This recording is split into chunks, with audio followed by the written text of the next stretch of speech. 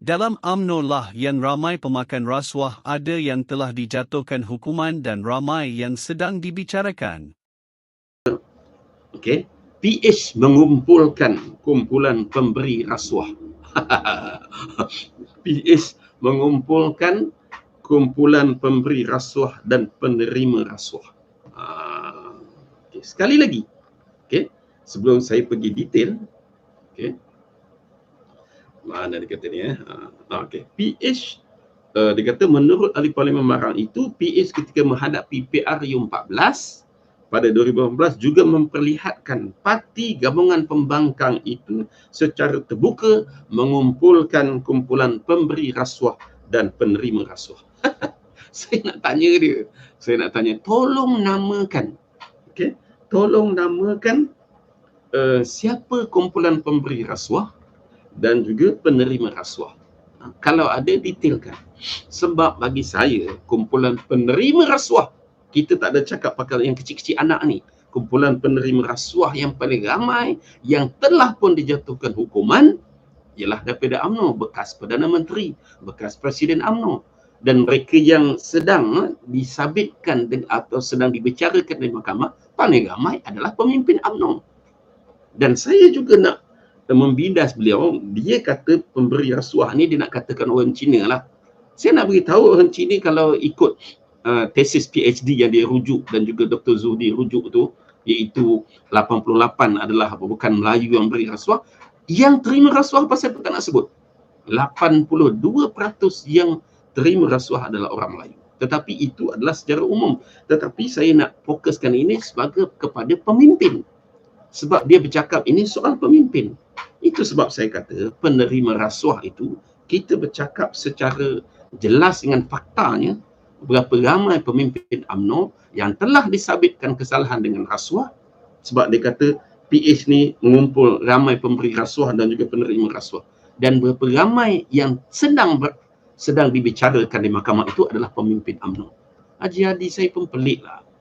Sebenarnya dia ni, kadang-kadang kita lihat kenyataan-kenyataan dia ni membingungkan atau membelikkan kita. Siapa yang buat kenyataan ni? Dia ke ataupun setiausaha akhbar dia ke? Dari mana dia dapat data-data ini? Sehingga kadang-kadang kita rasa macam tak masuk akal kenyataan-kenyataan sebegini. Adakah dia sengaja nak mengelirukan rakyat Malaysia, ataupun dia nak memperkuatkan lagi semangat kebencian ahli PAS kepada Pakatan Harapan?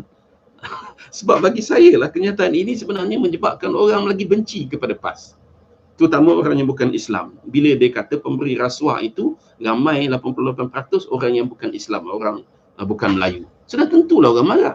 Bagi saya, macam saya cakap dulu, penerima rasuah itulah yang menyebabkan wujudnya ramai pemberi rasuah, dan penerima rasuah itu orang Melayu yang ramai, 82%. Dan yang kita tahu, yang orang yang jerung-jerung ni yang menerima rasuah paling ramai ialah orang UMNO.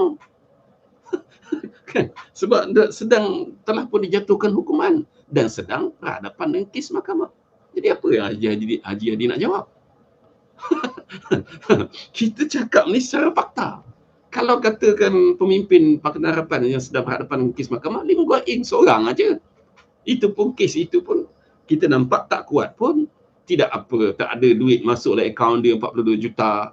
Kes itu terung tu pun masih belum mula. Jadi sebenarnya dia nak kat pada siapa? Ataupun memang dia nak memburuk-burukkan PAS? Sengaja nak beri bola tanggung kepada Pakatan Harapan? Ataupun dia sengaja untuk kita serang UMNO, sebab UMNO lah yang paling ramai makan rasuah dari segi pemimpin. Sejarah pun telah membuktikan. Okay? Toyonya, adalah lagi, saya tak nak sebut orang yang dah meninggal, orang yang hidup tu boleh kita sebutlah kan, dan lain-lain lagi. Okay. Jadi itu sebab sekali lagi saya harap orang yang baca kenyataan ini supaya fikirlah. Fikir dia ni waras ke? Dia ni sedar tak sedar? Okay? Sedar tak sedar apa yang dia cakap? Okay? Encik Baba kata UMNO parti Cina, bos. Okay. UMNO parti Cina kan? Oh betul lah, sebab tu ramai penerima rasuah. Okey. Seterusnya, Yang ketiga, dia cakap apa? Dia kata paling ramai pihak yang melompat. Ramai dalam kalangan PH yang tidak beriman. Tadi dia cakap dah. Okey. Paling ramai dia kata pihak yang melompat parti bukan alasan berprinsip. Okey, tetapi mengejar janji-janji manis dan janji bohong seperti rasuah juga. Saya nak tanyalah, dalam Pakatan Harapan ini berapa orang yang lompat parti? Okey. Berapa orang yang nak lompat parti daripada luar masuk Pakatan Harapan? Saya rasa tak ada pun, adalah seorang dua kot yang menyatakan sokongan kan. Tetapi yang daripada UMNO lompat masuk ke Bersatu sebab masa tu UMNO bukan kerajaan. Jadi mereka ni tak biasa duduk di luar kerajaan. Jadi mereka yang lompat daripada UMNO ke Bersatu ketika Bersatu jadi kerajaan dalam PH dulu, berapa ramai? Saya boleh sebut siapa? Aidin Sazli Seh, Latif Ahmad, okey, Mustafa Muhammad, Dr. Timbalan Menteri Kesihatan Hamzah Zainuddin, Syed Abu Fazal, ramai lagi pemimpin, Rasul Wahid, ramai pemimpin ahli parlimen UMNO yang lompat daripada UMNO masuk Bersatu kerana apa? Okey, masa tu Bersatu jadi kerajaan dalam PH. Jadi ahli-ahli parlimen UMNO ni takut kalau duduk dalam UMNO tak ada bantuan, tak ada peruntukan. Jadi dia masuk Bersatu. Jadi yang ni ke yang nak dikatakan ada prinsip? Prinsip apa tu? Prinsip dia ialah daripada UMNO masuk Bersatu sebab UMNO masa tu jadi kerajaan. Itu ke yang Haji Hadi kata prinsip? Itu yang saya nak tanya tu. Itu ke yang dikatakan prinsip? Daripada UMNO berbondong-bondong ahli parlimen UMNO masuk Bersatu, lepas tu Rasul Wahid jadi timbalan menteri, Hamzah Zainuddin jadi menteri, kan? Yang tu kata prinsip. Dia sebenarnya dia dikata kepada Bersatu, dia kata pada diri dia sendiri. Jadi Muhyiddin cek sikit Haji Hadi ni, dia ni kawan yang baik ke kawan tak baik? Dia kata ke Bersatu tu. Lain daripada itu, Azmin Ali dengan 10 orang berprinsip ke lompat parti, lompat daripada PKR? Berprinsip atau tak prinsip tu? Yang saya nak tanya tu. Dia dah duduk elok-elok dalam kerajaan, tiba-tiba lompat. Sebab apa? Nak tubuh kerajaan, kod-kod lah boleh jadi Perdana Menteri ke, boleh jadi timbalan Perdana Menteri ke. Orang yang keluar daripada PH tu lompat. Itu berprinsip atau tidak? Saya nak tanya kepada Haji Hadi. Itu yang saya pelik. Kenyataan yang cukup sembrono, cukup tak masuk akal. Dia kata ramai pihak yang melompat parti bukan alasan berprinsip. Betul lah tu. Sebab tu daripada UMNO lompat pergi Bersatu. Daripada PH lompat nak masuk Bersatu lah, konon nak jadi kerajaan pintu belakang. Untuk mengejar janji-janji manis dan janji bohong. Betul lah tu. Okey, masuk Bersatu, daripada UMNO dapat jadi menteri, dapat jadi timbalan menteri, dapat GLC dan sebagainya. Inilah yang jadi kawan Haji Hadi sekarang ni. Orang-orang yang dalam Bersatu ni sekarang ni yang jadi kawan Haji Hadi. Tuan Guru perasan ke tak perasan? Dan juga yang daripada PKR 10 orang bersama Azmin itu. Sekarang ni Zuraida bukan saja lompat daripada PKR, lompat pula masuk PPM. Berprinsip ke tu? Nak tanya Tuan Guru.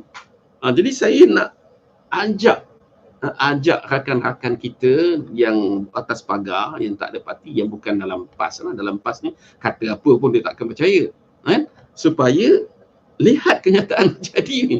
Dia sebenarnya berkata, dia menujukan kata-kata ini kepada Bersatu. Sebab pemimpin PH tak ada pun yang lompat daripada UMNO masuk PH. Sebab PH janji sesuatu. Tak ada pun yang lompat daripada GRS ke masuk PH. Tak ada. Yang ada ialah daripada UMNO lompat masuk PH dulu, masuk Bersatu sebab masa tu Bersatu jadi kerajaan. Dan mereka inilah yang mungkin dapat janji-janji manis, dapat dan sebagainya. Dan Haji Hadi kena sedar sekarang ni kamu berkawan dengan pemimpin-pemimpin yang tak ada prinsip. Yang UMNO masuk Bersatu, yang PKR keluar bersama secara temuf. Termasuklah Haji Hadi sendiri yang tak ada integriti, tak ada prinsip. Sebab apa? Dia boleh bersekongkol dengan mereka-mereka yang terpalit dengan rasuah, bersekongkol dengan Najib Tun Razak, bersekongkol dengan pemimpin UMNO yang sedang dibicarakan di mahkamah. Jadi sebenarnya dia sendiri itu tak ada integriti. Presiden PAS dan ahli di Parlimen PAS tu pun tak ada integriti. PAS itu sendiri tak ada prinsip. berkawan dengan orang yang lompat. Orang yang lompat parti daripada PH lompat masuk kerana ada janji-janji mungkin, kerana ada habuan mungkin, daripada UMNO masuk Bersatu. Jadi inilah dia sebenarnya kata ke diri sendiri. Sebab saya tak fikir PH ada orang masuk PH sebab PH janji apa-apa. Kalau tidak, PH dah jadi kerajaan lah kan. Kalau PH janji apa-apa. Sekarang ni bukan PH jadi kerajaan. Yang jadi kerajaan ialah PAS. Yang jadi kerajaan ialah Kerajaan Keluarga Malaysia. Sebelum ini Kerajaan Abah Kau. Itu yang saya pening tu. Dia ni cakap ni yang kadang-kadang tak masuk akal.